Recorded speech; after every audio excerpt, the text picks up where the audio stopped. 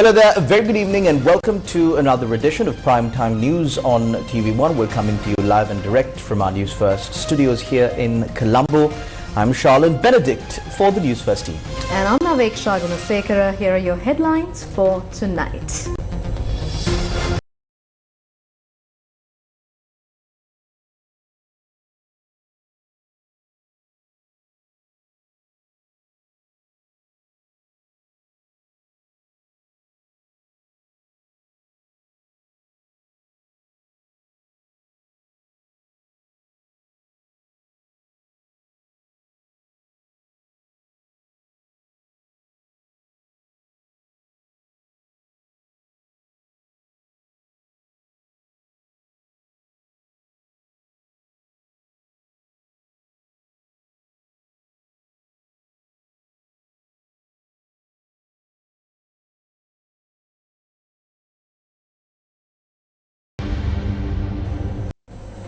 Indian Prime Minister Narendra Modi says the conspirators behind the blast near Delhi's iconic Red Fort won't be spared a day after 13 people were killed in the explosion.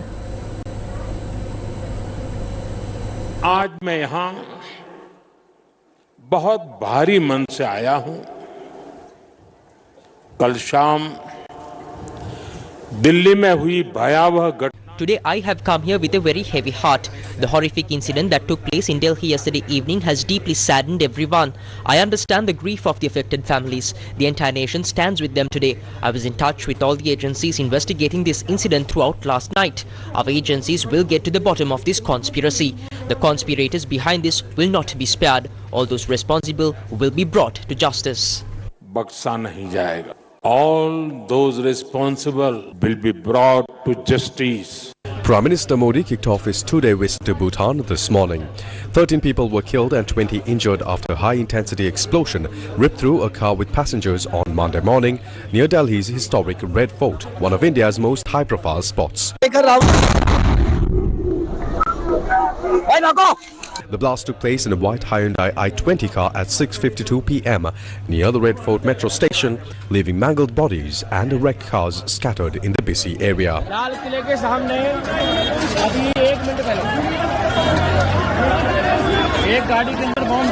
CCTV video and images have emerged showing the white Hyundai i20 car that exploded near the Red Fort on Monday evening, killing 9 people and injuring 20 others.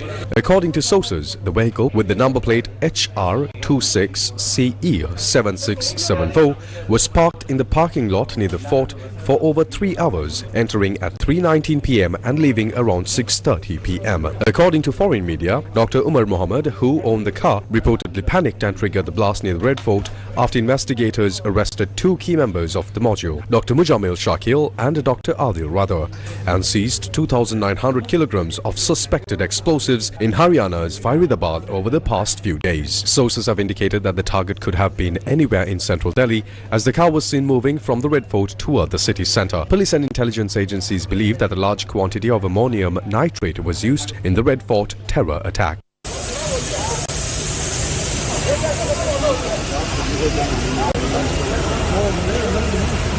The substance recovered in the raids is also suspected to be ammonium nitrate, widely used in fertilizers but can also be used to make bombs. Meanwhile, according to foreign media, 3 days before the suicide bombing attack near Delhi's Red Fort, the suspect, Dr. Umar Nabi, had switched off his phone and his family had been unable to reach him. The suspected suicide bomber had gone underground after he came to know that the police were looking for him following the arrest of Dr. Adil and Dr. Muzamil. The doctor duo, who was questioning, led to the police to recover 2,900 kilograms of explosive material, including ammonium nitrate, from Faridabad in Haryana.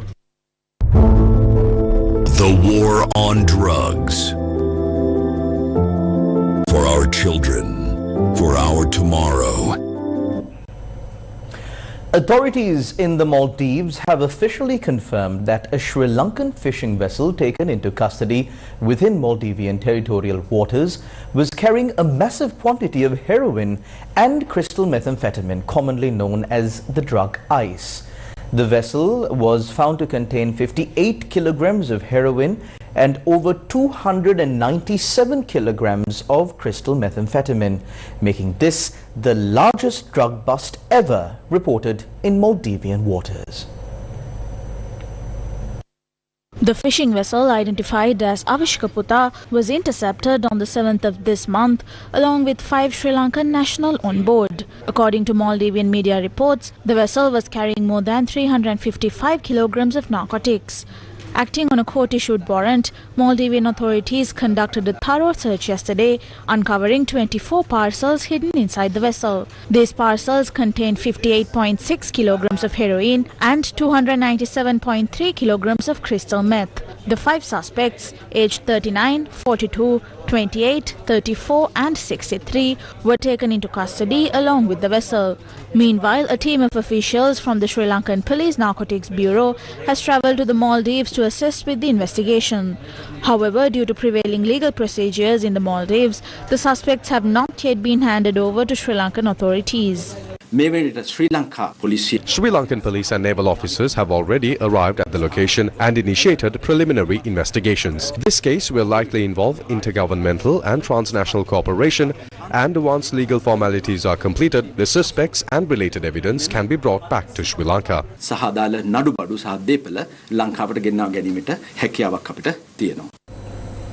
The debate on the second reading of the 2026 budget entered its third day today. Opposition leader Sajith Premadasa opened the proceedings.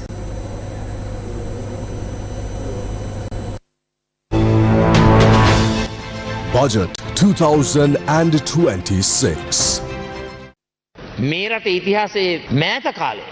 In recent history, nothing like this has ever happened in our country. Imposing unnecessary taxes just to fill the treasury is not an achievement. Anyone can do that. Even a preschool child could. If you keep imposing taxes and stuffing the treasury, of course, you can claim there is a surplus. Now they proudly announced that the IMF's primary balance target was 2.3%, but we have achieved 3.8%. That's an excess of 1.5%, amounting to 479 billion rupees. But let's be clear. President Anil Kumar Dissanayake was elected to serve the people of this country, not to become the managing director of the International Monetary Fund. Today, unfortunately, he seems to have assumed that role.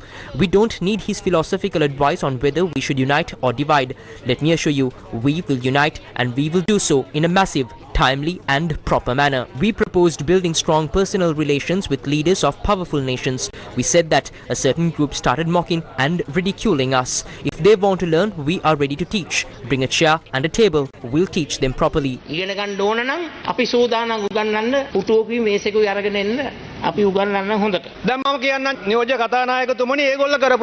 Honorable Deputy Speaker, let me explain what they did. In 2016, they estimated 594 billion rupees as primary expenditure. How much did they actually spend? 298 billion rupees. That's just 50.2%. After 2 decades, since 2006, we have managed to bring the state revenue to around 16% of GDP. The opposition leader claims to have exceeded the IMF target. Well, that target belongs to him, not to us. Our focus is not on the IMF targets. It is on stabilizing the macroeconomy. That is the direction in which we are steering this country, Honorable Deputy Speaker.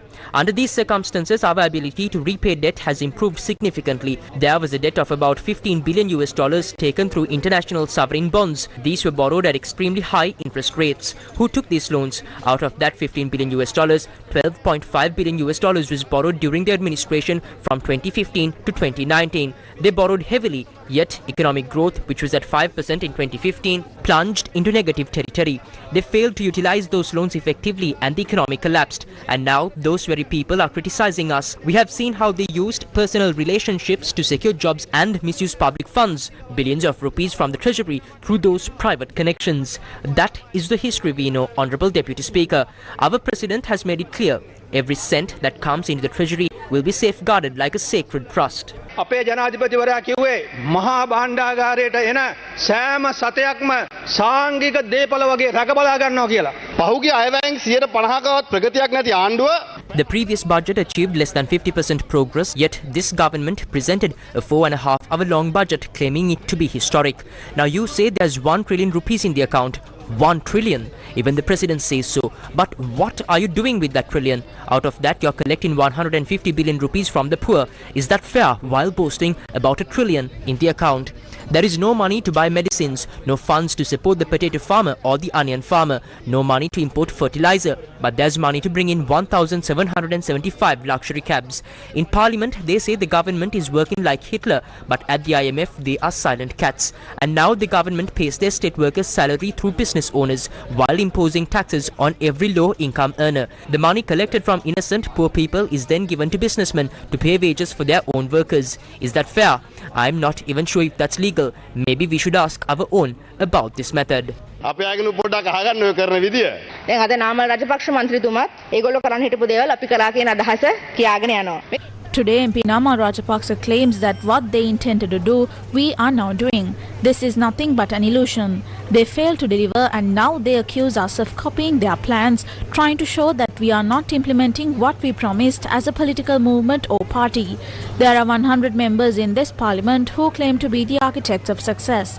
But who is the father of failure? Who is responsible for Sri Lanka's bankruptcy in 2022? The digital ID was proposed in 2015 and again later, but never implemented. That is a real issue, the failure to act. It is clear that next year 90% of our debt financing will rely on domestic borrowing. Therefore, using the existing treasury reserves to maintain low interest rates is crucial to safeguard fiscal discipline. The IMF has forecast 3.1% economic growth for 2026 under the Economic Transformation Act, while earlier projections were 5% growth. If we were to follow IMF goals or Ranil Wickremesinghe's targets, we would talk about 7%. That is our target. 7% growth, and our strategies are aligned to achieve it. I believe MP Namal Rajapaksa made a completely wrong statement regarding estate workers' wages. Look at the facts. Granting tax concessions does not guarantee wage increases. Even if private companies receive tax relief, the government cannot ensure that those funds will contribute to salaries. Wage increases depend entirely on those companies. This was the policy under Gotabaya Rajapaksa's government. Tax concessions were given, revenue dropped, and ultimately we ended up bankrupt. We are not following that path. We are implementing targeted policies. අනේ බංකොලොත් භාවයට යන්නේ මේ ප්‍රතිපත්තිය නිසායි. අපි මේ ප්‍රතිපත්තිය ඉන්නේ නැහැ. අපි targeted policies ක්‍රියාත්මක කරන්නේ. During today's cabinet media briefing, journalists raised questions regarding the budget proposal to purchase cabs for state institutions and members of parliament.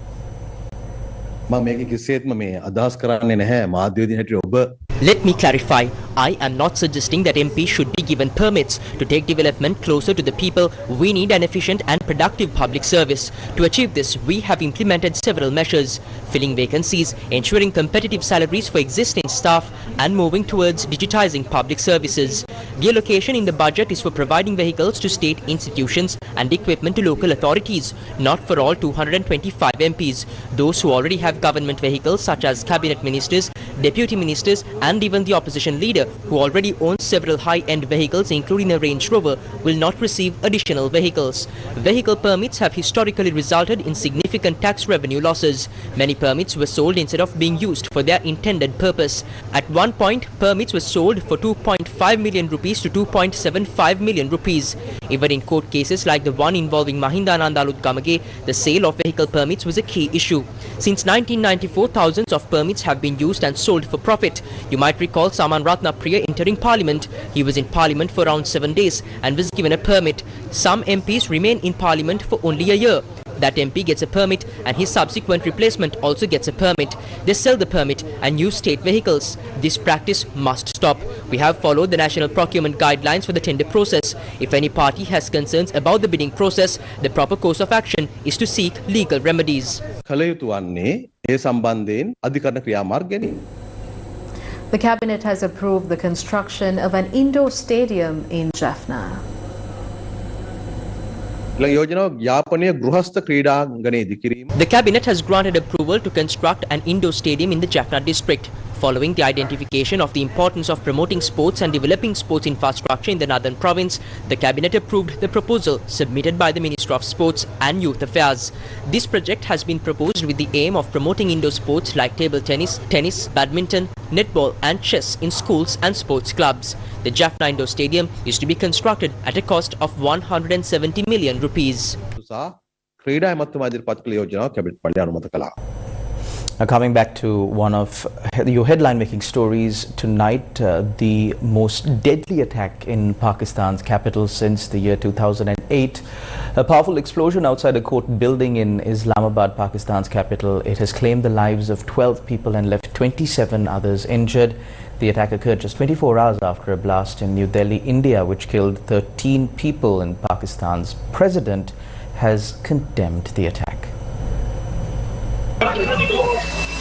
The explosion in Islamabad, Pakistan took place at approximately 12:39 p.m. local time in front of a district court. Foreign media reports confirm it was a suicide attack.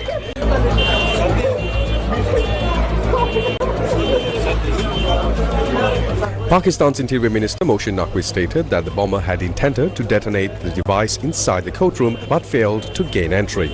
Security forces are working to identify the attacker and bring those responsible to justice. Eyewitness accounts suggest that the bomber lingered outside the court for about 15 minutes before detonating the explosives near a parked police vehicle.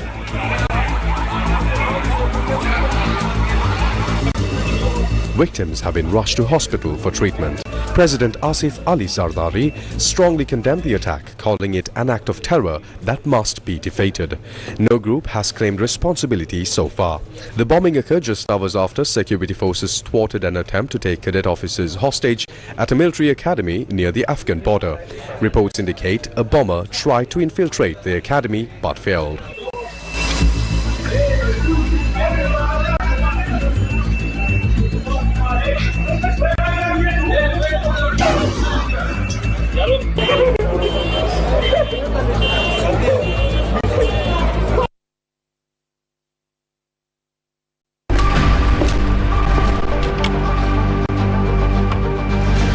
Case file.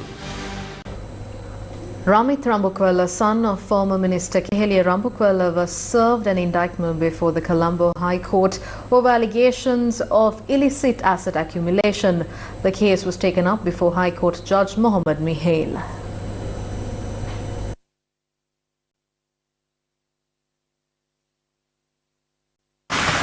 After the indictment was served, Ramit Rambukwella, son of former Minister Kehelia Rambukwella, exited the courthouse while appearing to make an offensive hand gesture towards those present.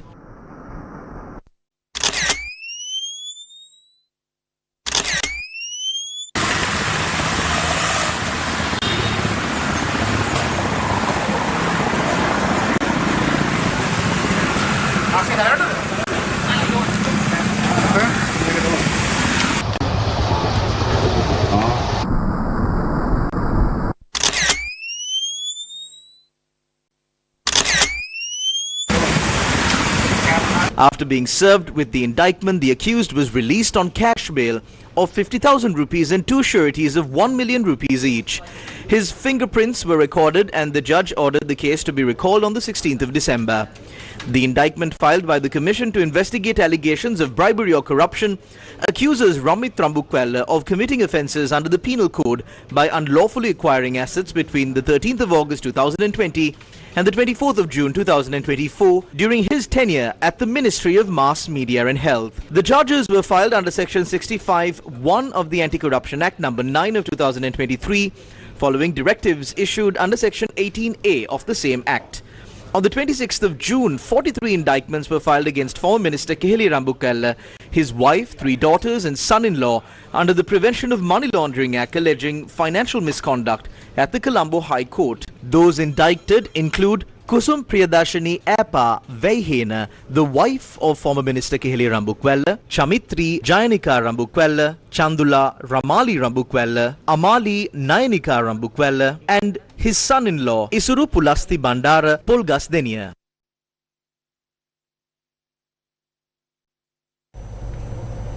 The Colombo High Court scheduled the case against former Minister Kehelia Rambukwella and former chairman of the State Printing Corporation Jayampati Bandara Heenkenda for the 9th of December.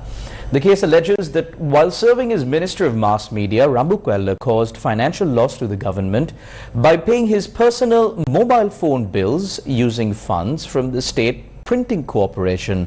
The case was taken up before High Court Judge Mohammed Mihail.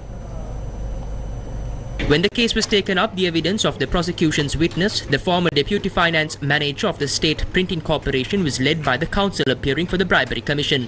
The Bribery Commission has filed indictments against the defendants alleging they committed the offence of corruption by paying nearly 240,000 rupees owed for former Minister Kehelia Rambukwan's personal mobile phone bill between March and April 2012 using funds from the State Printing Corporation while he was serving as the Minister of Mass Media.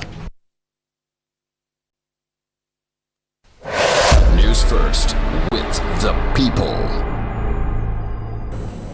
This evening at the prestigious Presidential Media Awards 2025, Newsfirst, Sirasa TV and Shakti TV and Shakti FM were honoured with multiple accolades for excellence in journalism and broadcasting.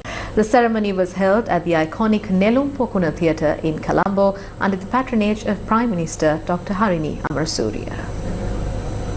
The Presidential Media Awards 2025 was held at the iconic Nelum Pokuna Theatre in Colombo under the patronage of Prime Minister Dr. Harini Amarasuriya, with Minister of Mass Media Dr. Nalinda Jayatissa also in attendance. Awards recognized outstanding contributions in electronic and print media for the year 2023.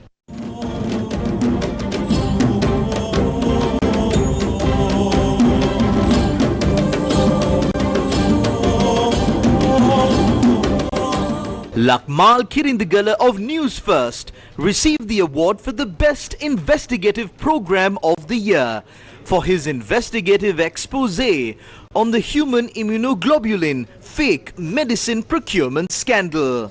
Investigative programs. Television, here's Best Documentary. Now moving on to documentary programs. It's a common category.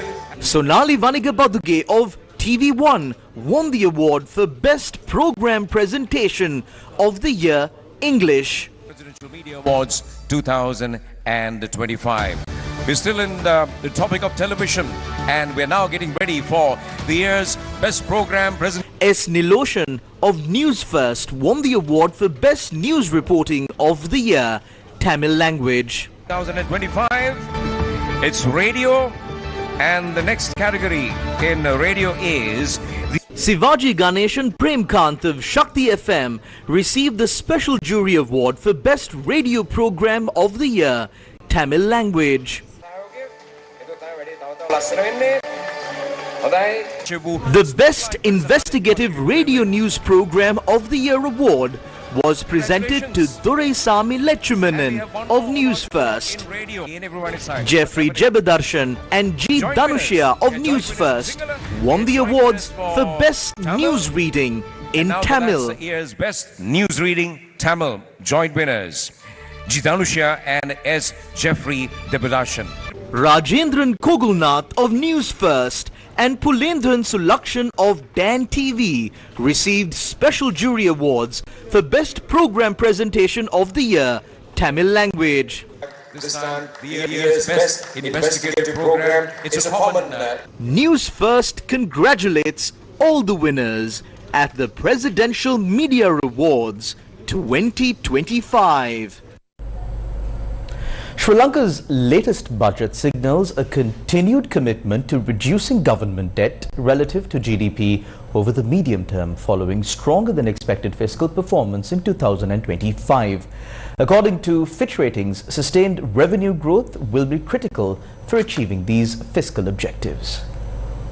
The budget presented on the 7th of November sets a 2026 fiscal deficit target of 5.1% of GDP, slightly wider than the 4.5% expected for 2025. This compares favorably to the original 2025 target of 6.7% and even the IMF's March projection of 5.4%. Fitch notes that meeting IMF fiscal benchmarks will strengthen Sri Lanka's policy credibility and macroeconomic stability. While the 2026 deficit projection is wider than Fitch's earlier estimate of 4.6%, the impact could be offset by 2025's overperformance, where the deficit is expected at 5.4% and the primary surplus at 2%. The government anticipates revenue GDP to fall to 15.4% in 2026 from 15.9% in 2025, still above Fitch's forecast of 15.3%. However, failure to sustain tax revenue growth could strain Sri Lanka's credit profile. The strong 2025 performance partly reflects underspending, with public investment at 3.2% of GDP, below the 4% target. Continued shortfalls could hinder long-term growth and fiscal consolidation. Sri Lanka's high debt remains a major vulnerability. Fitch projects gross government debt over GDP to fall to 96% by 2027 from 100.5% in 2024, still well above the CCC category median of 74%. The Cabinet has granted approval for the development of 11 multimodal transport hubs across Sri Lanka aimed at improving connectivity and easing passenger movement. The proposed multimodal transport hubs include Kandy Multimodal Transport Hub, Anuradhapura South and North Multimodal Transport Hubs, Colombo Fort Railway Station Centric Multimodal Hub, Moratua Multimodal Transport Hub, Ragama Multimodal Hub, among others. Meanwhile, Cabinet approval has been granted to introduce a new Investment Protection Act. The proposed law aims to prevent the arbitrary nationalization of private businesses and properties, establish an investment protection authority to provide an efficient dispute resolution mechanism, and ensure policy stability and predictability for investors. The Post-Budget Analysis Seminar 2026 organized by the National Chamber of Commerce of Sri Lanka was held in Colombo today. A post-budget analysis seminar 2026 organized by the National Chamber of Commerce of Sri Lanka in collaboration with KPMG Sri Lanka as the knowledge partner was held in Colombo today. The seminar served as an opportunity to gain expert analysis and valuable insights into the government's proposed budget and key initiatives for 2026. Speaking at the event, Juan Fernando shared his views on the proposals of the budget. I'll move to indirect tax proposals. This is very important especially for SMEs. Right now, the threshold for VAT and SSCL is 60 million per annum or 15 million per quarter.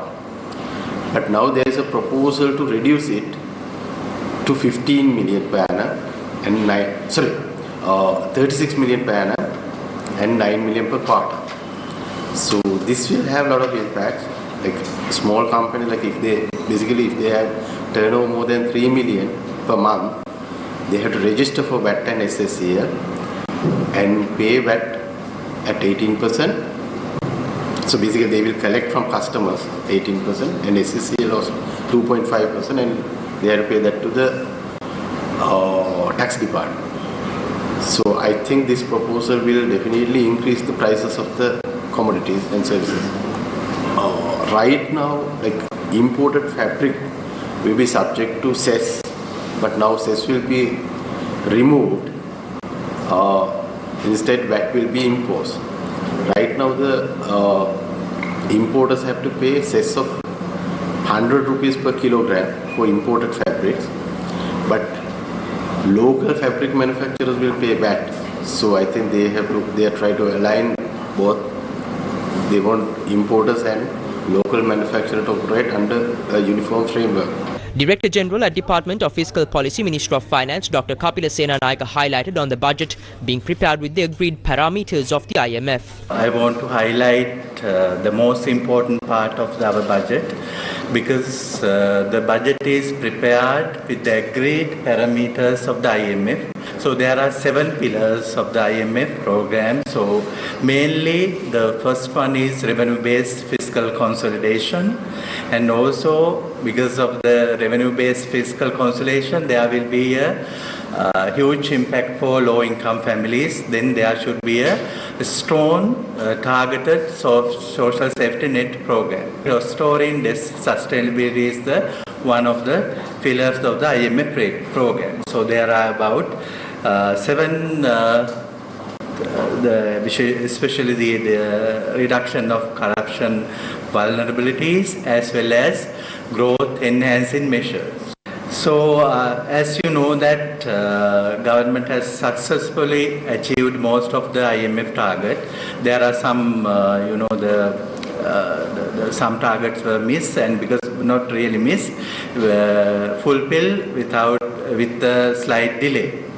And because the issue is that there are some proposals that are very complex.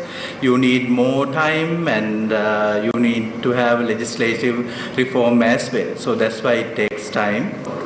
So we expect as per our model, so this year would be about 4.6% economic growth. You can see the government recorded primary surplus 0.6% of GDP in 2023, and 2024 2.2% plus.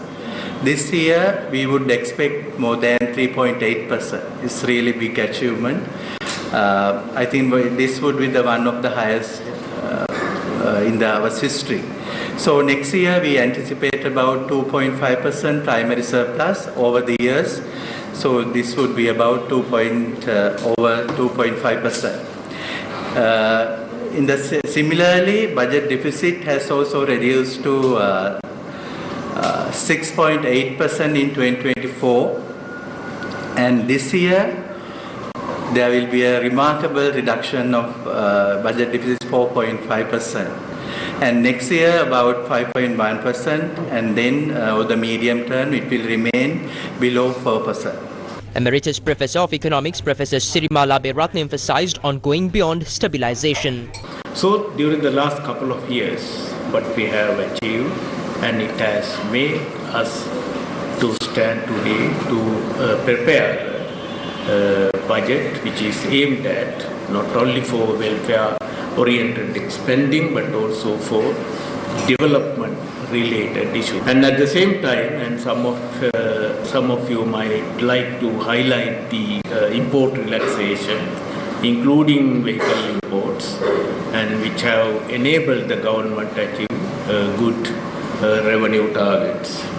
So what I see is this a result of the stabilization program that we have implemented during the last couple of years along with the IMF recommendations. And we have actually remarkably turned around our economic crisis situation right now. And the government expenditure side also we have seen curtailed spending in certain cases. In fact, the lower interest payments, and where I have also seen lower borrowing requirements during this time, which enable the government to achieve this comfortable budgetary context. In fact, the new Central Bank Act also prohibits financing, the central bank financing the government requirements. So that is also another positive achievement that we have done. Another remarkable reduction in expenditure is the capital expenditure during the last year. So the budget 2026 is based on these achievements somehow, and therefore it allows greater recurrent spending as well as greater capital spending to be incorporated into the 2026 budget. But the stabilization is not enough now. It requires going beyond stabilization. The Institute of Certified Management Accountants of Sri Lanka hosted a webinar on Budget Highlights 2026, focusing on key budget proposals and their implications for the economy, businesses and society. The Institute of Certified Management Accountants of Sri Lanka held a webinar titled Budget Highlights 2026, Budget and Taxation Proposals and Impact on Economy, Business and Society. You should look at the growth strategy for the country is beyond the budget. The budget will spell out the broad economic policy the government wants to continue, but it goes beyond the budget. You see, any country, if you take the countries of the Far East, they're really developed, like Singapore, Thailand, Malaysia, Indonesia to an extent, and now Vietnam, What is the key fundamental based on which these countries are really galloped in the growth space? A is consistent predictability in policy. Those countries don't have policy changes, drastic policy changes year on year. They don't have drastic tax policy changes year on year.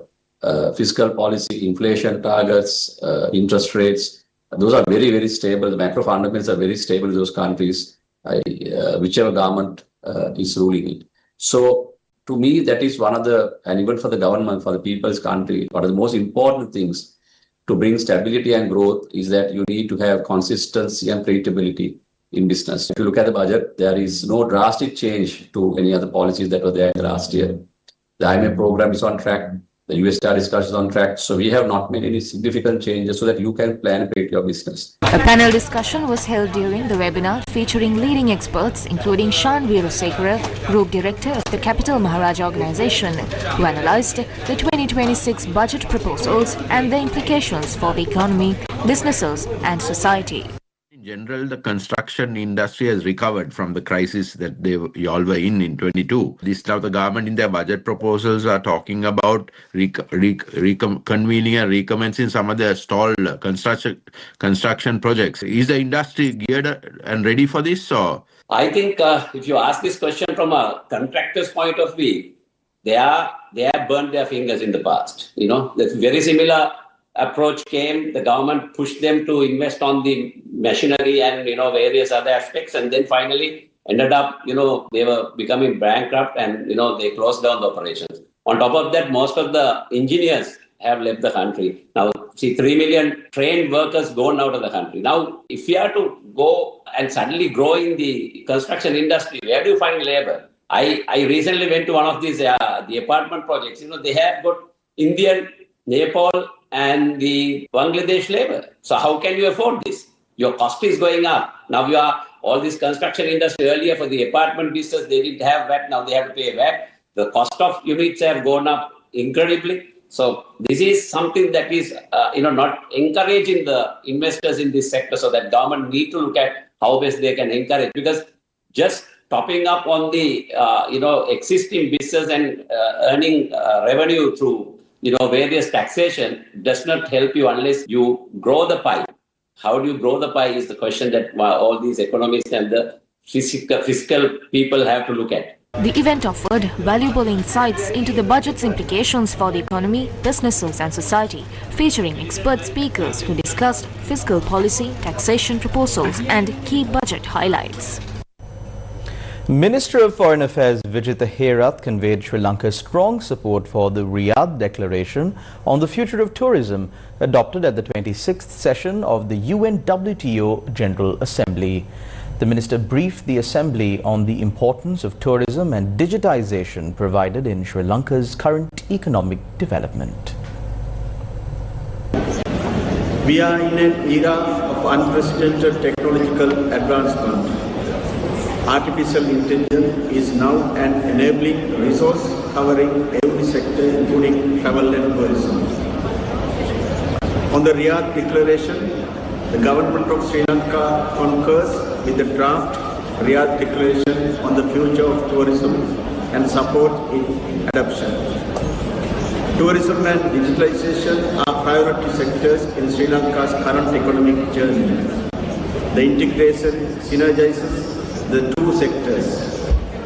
The Cabinet of Ministers of Sri Lanka decided in October 2025 to establish a policy guideline to enable further the tourism sector through digitalization towards greater economic inclusivity. The draft Riyadh Declaration contains several policy, strategy and implementation aspects which align with Sri Lanka's digitalization and tourism policy orientation.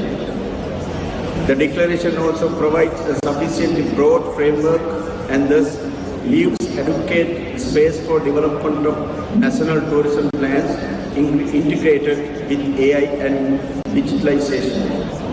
Furthermore, the framework outlined in the declaration also provides as well as leaves adequate space for the development and implementation of national tourism plans. Sri Lanka looks forward to the key outputs of the declaration. in a timely manner.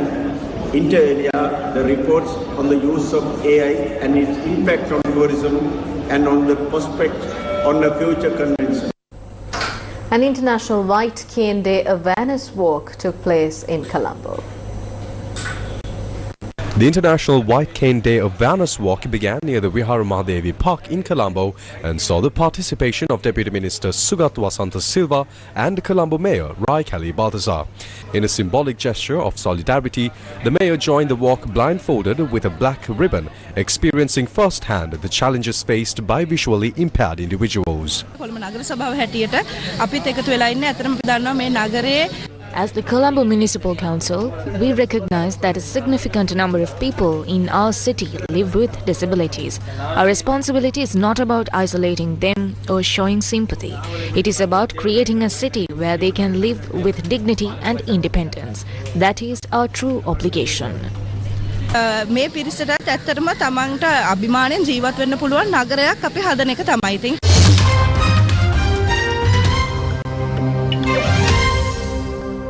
Former French President Nicolas Sarkozy has been released from jail 3 weeks into a 5-year prison term for taking part in a criminal conspiracy. Former French President Nicolas Sarkozy will be subject to strict judicial supervision and barred from leaving France ahead of an appeal trial due to be held next year. On the 21st of October, the former centre-right president, 70 years old, was sentenced to 5 years for conspiring to fund his 2007 election campaign with money from the late Libyan dictator Muammar Gaddafi. His legal team immediately filed a request seeking his release. Writing on social media after the release, Sarkozy said his energy is focused solely on the single goal of proving his innocence. He said, quote, "The truth will prevail. The end of the story is yet to be written," end quote. Sarkozy's car was seen leaving La Santé prison in Paris less than an hour and a half after a court agreed to his early release. Soon after, he was seen arriving at his home in western Paris. The US Senate has passed a crucial funding bill that could bring the longest government shutdown in history to an end within days. The bill passed in a 60-40 vote late yesterday, with nearly all Republicans joining 8 Democrats who splintered from the party to approve it. The deal funds the government until the end of January. The House of Representatives will now have to pass the bill before President Donald Trump can sign it into effect. Trump signaled he would be willing to do so earlier yesterday. The deal came to fruition over the weekend after some Democrats joined Republicans and negotiated an agreement to get federal employees back to work and essential services restarted. Republicans, who hold a 53-47 majority in the Senate, needed the measure to clear the 60-vote minimum threshold. Democratic Senators Dick Durbin, John Fetterman, Catherine Cortez Masto, Maggie Hassan, Tim Kaine, Jackie Rosen and John Shaheen broke from the rest of their party to vote in favor of the funding bill. They were joined by Maine's Angus King, an independent who caucuses with the Democrats, who also voted to reopen the government. Only one Senate Republican, Kentucky's Rand Paul, voted with the majority of Democrats against it. The announcement of the bill's passage was made to a largely empty room, but the senators who stayed until the end cheered and applauded. Many government services have been suspended since October, and around 1.4 million federal employees are on unpaid leave or working without pay.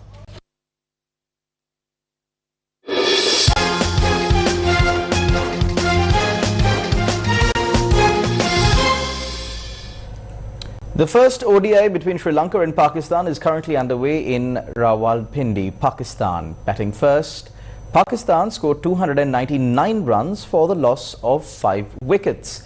Chasing a target of 300 runs for a win, Sri Lanka were 142 for the loss of 3 wickets at the end of 26.1 overs a short while ago.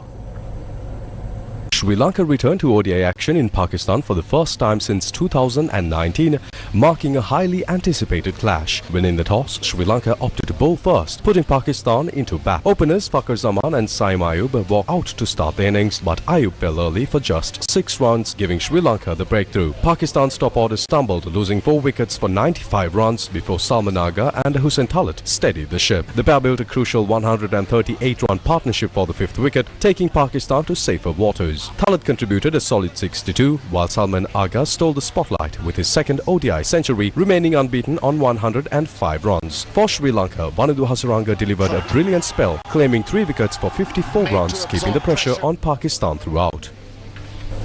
Do you know about the Sri Lanka's apex predator? Here's a look.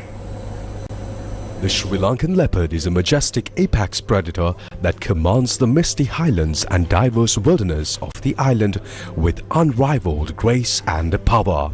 The iconic feline holds a revered place in the hearts of wildlife enthusiasts worldwide, not only for its beauty, but also for its rarity. Currently listed as vulnerable on the IUCN Red List, the species faces an urgent call for conservation. As one of only 8 distinct leopard subspecies found across the globe, the Sri Lankan leopard stands as a unique and irreplaceable treasure within the nation's rich biodiversity, a living emblem of Sri Lanka's natural heritage. Beautiful Sri Lanka. And that's a wrap of Primetime News on TV1 for tonight. Thank you for watching. Good night.